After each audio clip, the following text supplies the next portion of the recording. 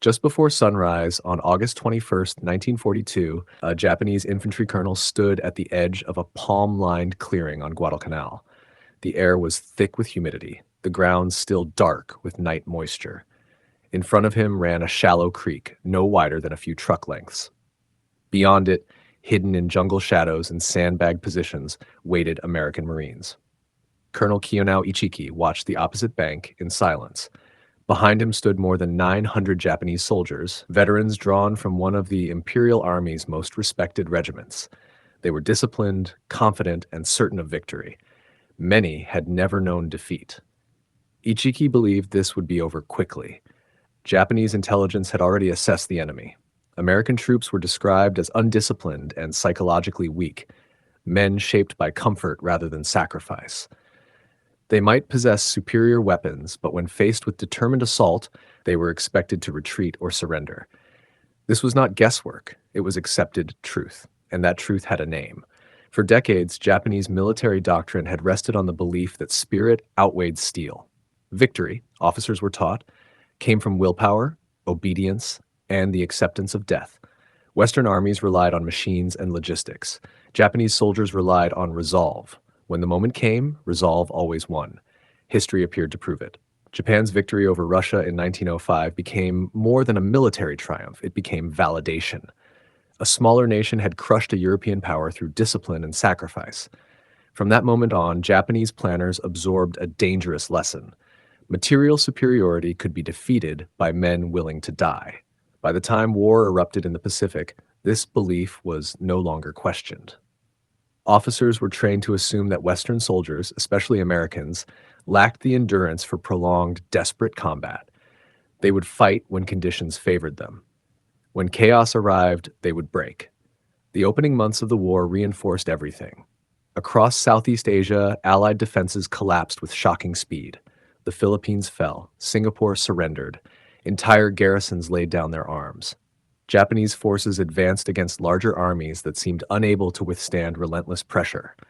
Each victory hardened the same conclusion: the enemy lacked the will to fight. Even the United States Marine Corps inspired little concern. It was small, lightly equipped, and had not faced a major enemy in decades.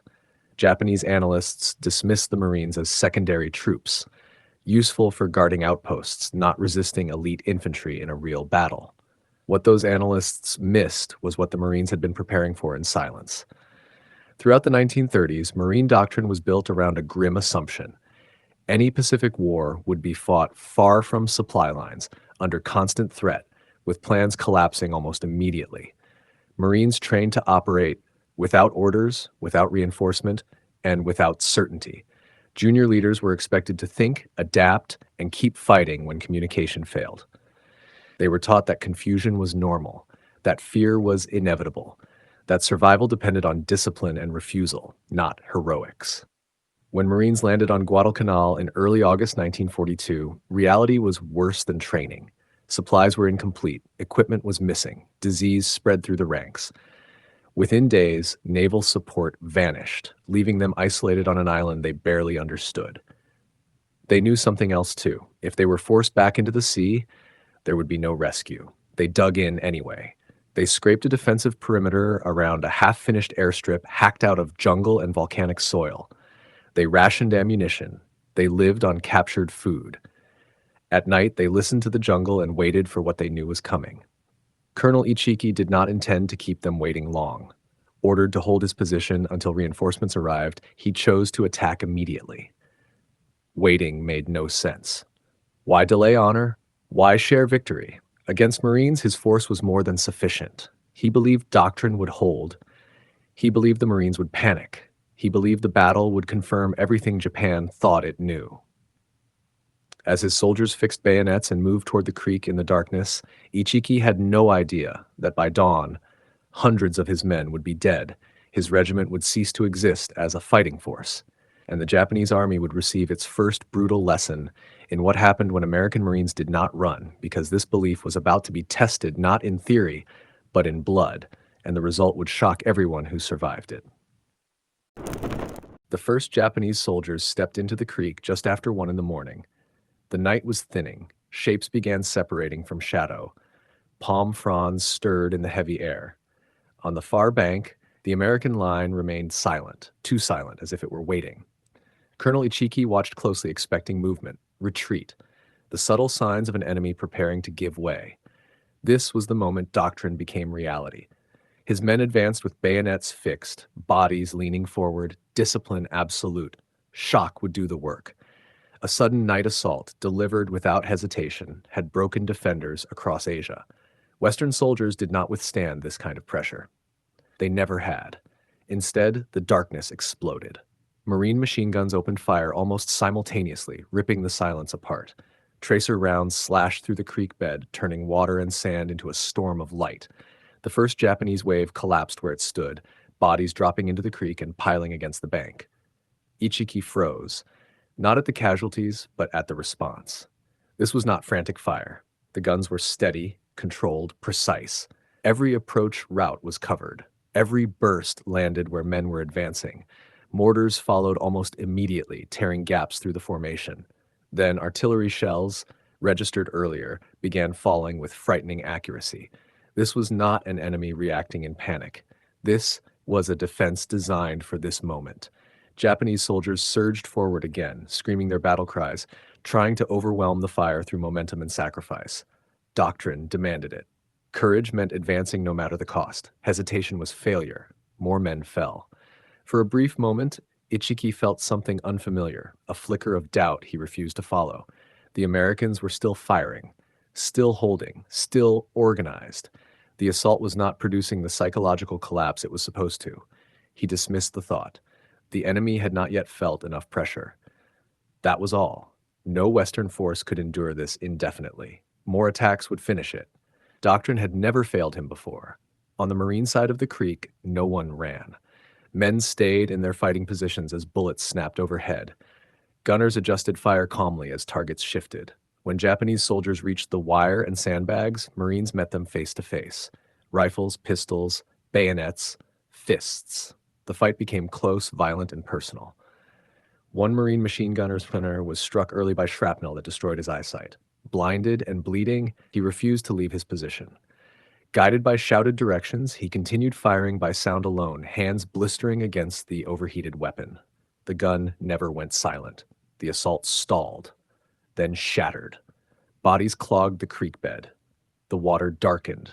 The sandbar became a killing ground layered with men who had advanced exactly as they had been taught, and died for it. As dawn approached, the Marines did something Ichiki had never planned for. They counterattacked. American infantry crossed upstream, swinging around the battered Japanese force. Light tanks emerged from the jungle, engines rumbling through the coconut groves. Survivors found themselves trapped, exhausted, and exposed. Some fought to the last bullet. Some charged one final time. Some took their own lives rather than surrender. By mid-afternoon, it was over. Nearly 800 Japanese soldiers were dead. Colonel Ichiki's regiment ceased to exist in less than 12 hours. Marine losses were measured in dozens.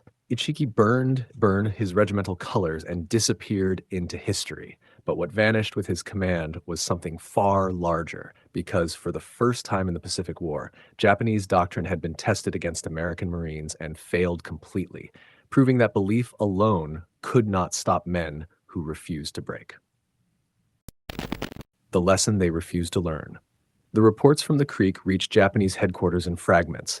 They did not arrive as clean summaries or confident after-action reports. They came in pieces, through wounded men evacuated by barge, through officers who spoke more quietly than before, through gaps where entire units should have been.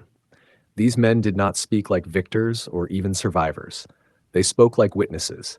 They described machine guns that never stopped firing, artillery that fell exactly where men advanced, Americans who did not recoil when charged and did not hesitate when the fighting closed to arm's length.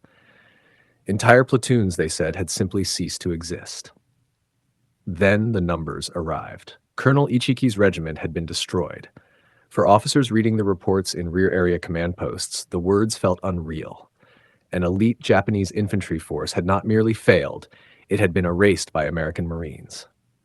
The conclusions sat on the page like an error that demanded correction. Doctrine did not allow for it, and so the reports were not absorbed as evidence. They were treated as problems to be explained away. Ichiki had attacked too soon. The terrain had favored the enemy. Intelligence had underestimated American strength. These explanations were familiar, comfortable, and, most importantly, safe. What could not be accepted was that the enemy itself had been misunderstood. Ichiki could not contradict anyone. After burning his regimental colors, he vanished from history, killed in the fighting or dead by his own hand. However he died, he left no formal account, no testimony that might have forced his superiors to confront what had happened.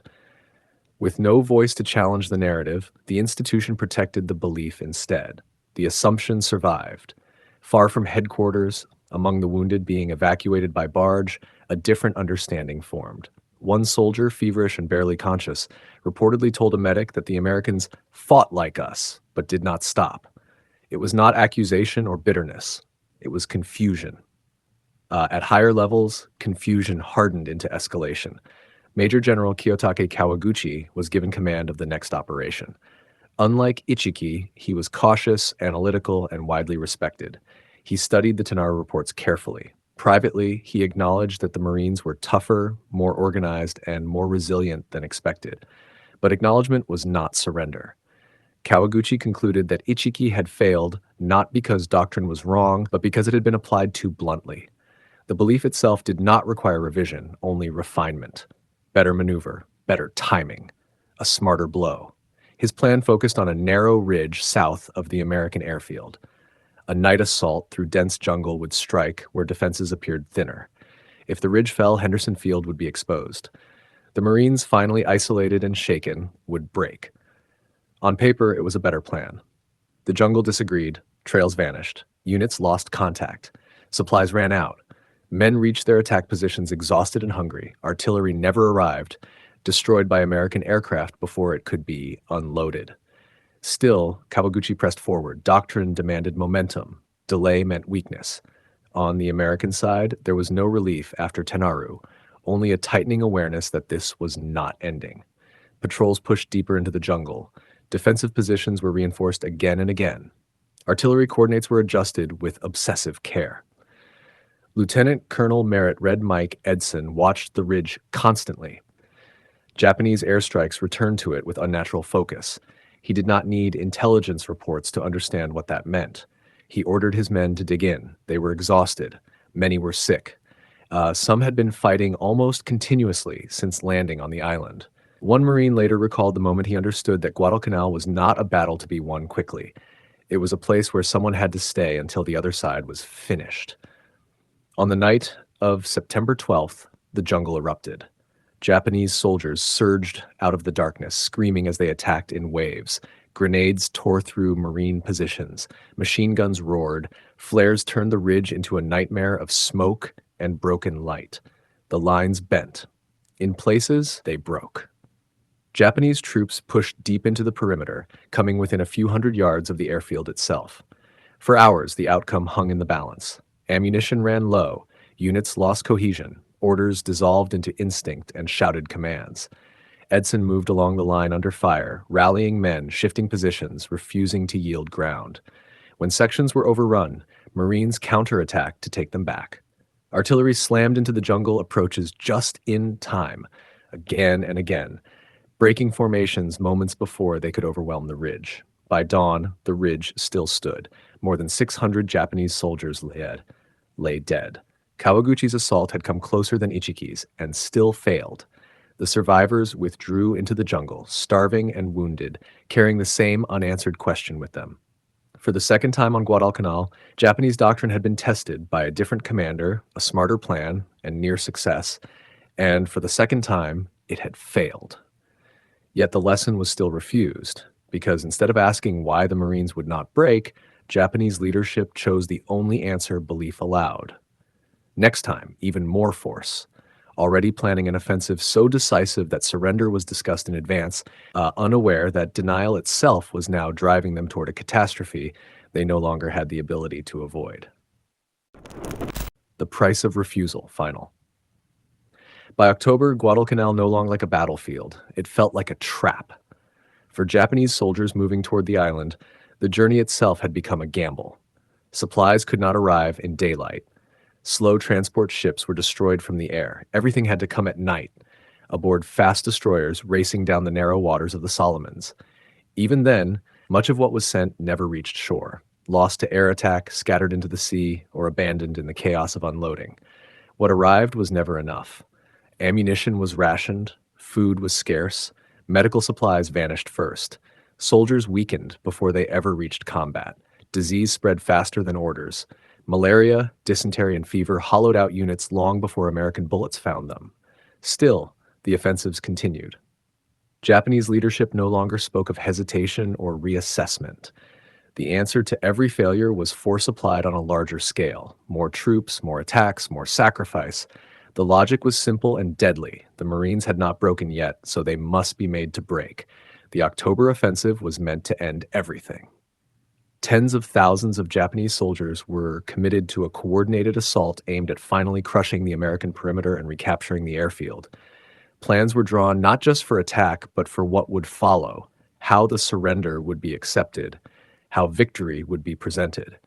Confidence returned, sharpened by the belief that near success meant inevitability. On the Marine side, confidence never entered the equation. They were hungry, undersupplied. Many were sick. They had been fighting, digging, and repairing defenses for weeks without relief. Some units were so depleted by disease that barely half their men were fit for duty. But the perimeter still existed. The airfield still functioned. Aircraft still flew. That fact changed everything. Every Japanese assault now had to cross ground already measured, already marked, already waiting. Artillery positions were refined obsessively. Defensive sectors overlapped. Marines no longer wondered if an attack would come. They wondered from which direction. When the October assaults began, they came in waves. Japanese infantry advanced through darkness and jungle, pushing forward with everything doctrine demanded of them.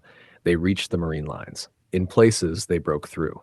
The fighting became chaotic, close, and exhausting. Machine guns overheated. Ammunition ran dangerously low. Marines fought with rifles, pistols, bayonets, sometimes with nothing but hands and entrenching tools. And still, the line held. Each attack collapsed not because of lack of courage, but because the Marines refused to give ground permanently. Positions were lost, then retaken. Breakthroughs were met with counterattacks. Artillery fire fell where it always had, on the approaches, on the routes, doctrine insisted upon using. By morning, the jungle was quiet again, and the cost became visible. Japanese casualties climbed into the thousands. Entire battalions dissolved into fragments. Survivors withdrew into the interior with no food, no medicine, and no realistic hope of reinforcement. The jungle that had once concealed movement now concealed starvation. Men began to disappear without fighting at all. Some could no longer stand, some could no longer walk. Others simply lay down and did not rise again. Soldiers who had once believed death in battle was the highest honor now faced a slower end, one without ceremony, meaning, or witnesses. American patrols saw it too. They encountered enemy soldiers too weak to resist. Bodies along jungle trails showed no wounds, only exhaustion and hunger. The Marines did not celebrate these sights. They understood what they were seeing. The enemy was no longer being defeated by tactics alone. He was being consumed. By November, the truth could no longer be hidden. The island had become unsustainable. Every night, destroyers risked everything to bring in a fraction of what was needed and evacuate the wounded. The arithmetic was merciless. More men arrived than could be fed. More attacks were planned than could be supplied. Japanese command began planning not another offensive, but an evacuation, an unthinkable reversal from the certainty that had driven them here. Equipment would be abandoned. Thousands of soldiers would be left behind. Guadalcanal, once envisioned as a stepping stone to dominance, had become a place where strength went to disappear. And yet, even now, the truth remained unspoken, because Guadalcanal had not been lost to American firepower or tactical brilliance, but to a refusal to stop attacking long after attack itself had become the weapon doing the most damage, leaving behind an army that had not been defeated in battle so much as destroyed by its own certainty, a realization that would not fully arrive until there was nothing left to save. What Guadalcanal changed forever. When the evacuation from Guadalcanal finally began, it was conducted in silence. There were no victory proclamations, no speeches. No explanations offered to the men being pulled from the island under cover of darkness. Over several nights, Japanese destroyers slipped in and out, taking away what remained of an army that had once arrived convinced of its superiority. More than 10,000 soldiers were saved. Far more had already been lost. Guadalcanal did not end the Pacific War, but it ended something far more important: certainty. For the first time since the war began, Japanese forces had not simply failed, they had been fought to exhaustion by an enemy that refused to collapse. The Marines had not won through overwhelming numbers or superior comfort. They had won by staying, by absorbing shock, by refusing to leave ground once taken. That realization spread slowly, unevenly, and painfully through the Japanese command structure. Night attacks were no longer assumed to be decisive. Frontal assaults were no longer guaranteed solutions. The belief that spiritual superiority alone could overcome material imbalance had been cracked, then shattered. On a jungle-covered island, most planners had once considered a minor objective. The consequences were immediate. Every campaign that followed, from New Guinea to the Central Pacific, was shaped by the shadow of Guadalcanal. Japanese commanders became more cautious, more defensive, more aware that Americans would not simply break under pressure. But awareness came too late to reverse what had already been set in motion, because Guadalcanal proved something even more dangerous. It proved that Japan could not win a long war. The Marines who held Henderson Field did not know they were changing history. They were sick, hungry, undersupplied. They fought malaria and exhaustion alongside the enemy. Many lost more weight than they thought possible. Some never fully recovered. But by holding that airfield, they ensured something irreversible. American industry, logistics, and manpower would now be brought to bear without illusion. After Guadalcanal, the war stopped being a series of daring advances and became a grind Japan could not survive. Ship losses could not be replaced. Pilots could not be trained fast enough.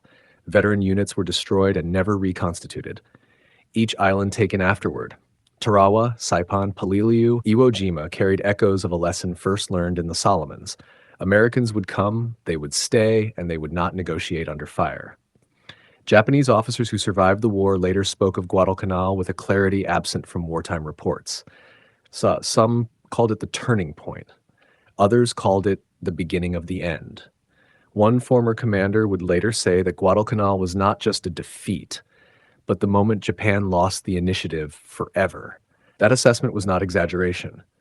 Guadalcanal destroyed the myth that had made early victories possible.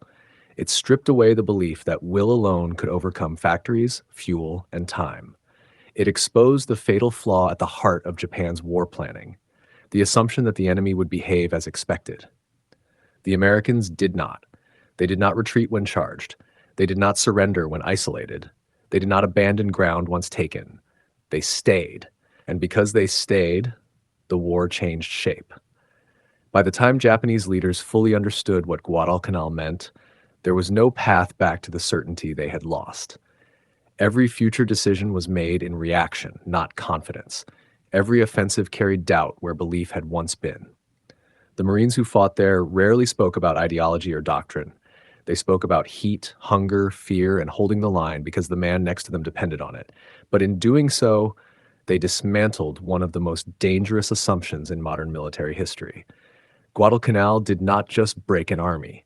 It broke an idea.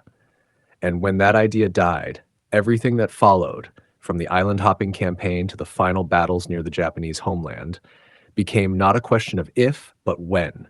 Because the moment an empire realizes its enemy will not break is the moment the war stops being about victory and starts becoming about survival, a lesson learned too late on a remote island where belief met reality and never recovered.